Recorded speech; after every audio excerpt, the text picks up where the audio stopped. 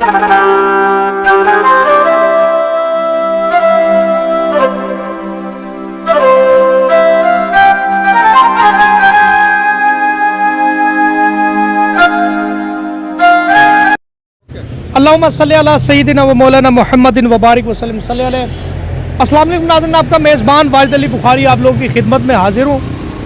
इस वक्त लाहौर की सड़कों पे मौजूद हूँ। आप लोगों को पता है नाज़रीन, मैं अक्सर लाहौर की सड़कों पर भी निकलता हूँ विज़िट के लिए कि जो हकदार लोग होते हैं, बेबस मजबूर, कोई शुगर की मरीज़ होती है या कोई शुगर का मरीज़ होता है और कोई ब्लड प्रेशर का मरीज़ होता है, कोई हकदार होता है, तो मैं उनको ढूंढ के उनकी मदद करता होता हूँ। ये देख सकते हैं, ये नाजरीन आप देख सकते हैं कि एक बूढ़ी माँ, बुजुर्ग अम्मा बैठी है, वो भीख मांग रही है। वो आपको नज़र आ रही होगी। एक रेड कलर के दुपट्टे में मलबूस खतून बैठी है। इनसे जाकर इनसे बात करने की भरपूर कोशिश करते हैं, ये क्यों मांग रही हैं। बंद कर, स्टॉप कर, चलैया आजे आजे रोड से देख के थोड़ा सा कोशिश करते हैं नाजरीन बात करने की ना, आगे देखें क्या होता है। अस्सलाम वालेकुम अम्मा जी। वालेकुम सलाम बच्चा, क्या हाल है? अल्हम्दुलिल्लाह, ठीक हो तुसी?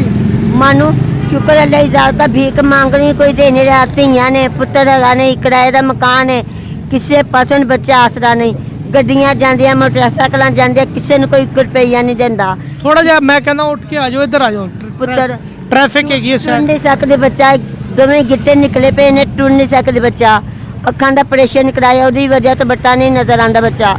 उम्र कितनी हो गई है? 50 साल है ये। 50 साल हो गई? हाँ जी। ते थोड़ा जा इधर मैं कहना साइड ते हो जाओ। पुत्तर मैं नहीं टुर सकती। चलो मैं हाथ देना, उठो। मुनासिब नहीं है ना, साडा कैमरामैन भी रोड ते खलोता हुआ है, तो पैसे फड़ो अपने। अच्छा अच्छा बच्चा बड़ी परेशान है बच्चा। थोड़ा सा कैमरा इधर फोकस करे। अच्छा मैनू ऐ दसो घर किथे? मानो मेरा घर ना सदीकिया कॉलोनी है। सदीकिया कॉलोनी है। ते ऐ दसो बेटे भी हैं ने कि नहीं? शोर कोई नहीं, बंदा कोई नहीं, ना बंदा ना पुत्र, तियां ने, किस तरह मैं गुजारा करनी है अल्लाह जानदा। बीमार मैं रहनी है, नजर बवासीर भी है, अखा ना परेशान। ऊंचा बोलो। बहुत परेशान है बच्चा, कोई नहीं आसरा, जिन्होंने किसी ने कहा तो मदद वास्ते अगले नहीं देंदे, कह के भी नहीं देंदे। बच्चा बहुत परेशान है, किसी पास नहीं। मानो गोश्त खाते हुए कितना अरसा हो गया? मानो कि जो साल बाद जो कोई ईद का त्योहार आई है तो आई है, वरना साढ़े वर्गे गरीब खा सकते हैं पुत्र, से अद्धा किलो नहीं लिया के खा सकते पुत्र।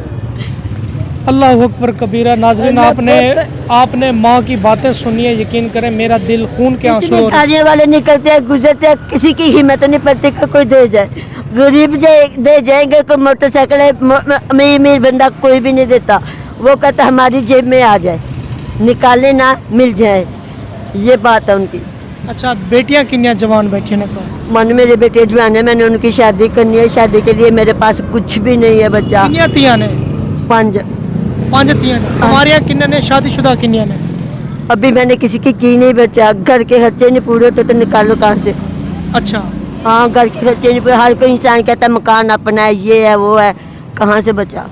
कोई गल नहीं, साडियां भी भैणां ने, साडियां भी तियां ने, उन्हां दा करांदे आ, रल के कराइए फिर रिश्ते। हाँ जी बच्चा, अगर कोई नजर में आया अच्छा सा तो बच्चा। तुहानू कोई जहेज नहीं देना पेगा, कोई तुहानू रोटी नहीं देनी पेगी, कोई वलीमा नहीं करना, और सारी जिम्मेदारी मेरे ते। कोई गल नहीं पुत्र, अल्लाह मेरे फिर सिर ते प्यार दियो।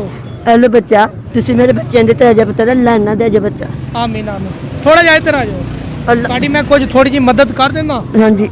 ते बाकी फोन शोन नंबर भी है या नहीं? मानो फोन नंबर नहीं है बच्चा किसी। चलो घर दा एड्रेस मैनू समझा दियो, चलो उत्थे मैं प्लेस ते पहुंच के ना फिर तुहानू अच्छा राशन बच्चा। पानी भी दे दियांगा। चलो।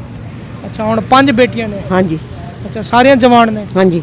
पढ़ियां किन्नियां ने? मानो किसी ने पढ़ा, किसी ने नहीं पढ़ा, कोई किसी के पास तो ट्यूशन बैठ के कर लेती हैं, और स्कूल का इंतजाम नहीं है हमारे पास। अच्छा यानी कि ट्यूशन वगैरह पढ़िया हुई हैं? 5 7 पढ़िया ने? हाँ जी। अपने मैं कैमरामैन से गुजारिश करूंगा भाई से, ये ज़रा दिखाएं, ज़रा बैक पे ज़रा दिलशाद भाई ये ज़रा घुमाएं शाजी,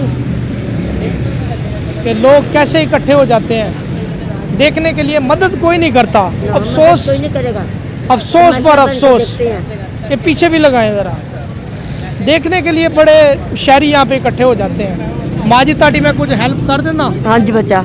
ਤੇ ਤੁਸੀਂ ਦੁਆ ਕਰਨੀ ਹੈ ਕਿ ਅੱਲਾਹ ਅੱਲਾਹ ਤਾਲਾ ਕਰੇ ਮੈਨੂੰ ਬੱਚਾ। ਐਵੇਂ ਕੰਮ ਕਰਨ ਦੀ ਤੌਫੀਕ ਦੇਵੇ। आमीन आमीन बच्चा अल्लाह बहुत दे दे। शोहर जिंदा फौत हो गया, हाँ जी, शोहर जिंदा फौत, नहीं उसने मुझे तलाक नहीं छोड़ दिया था। तलाक दे दी। अल्लाह ताला माफ फरमाए, अल्लाह ताला माफ। अल्लाह माफ।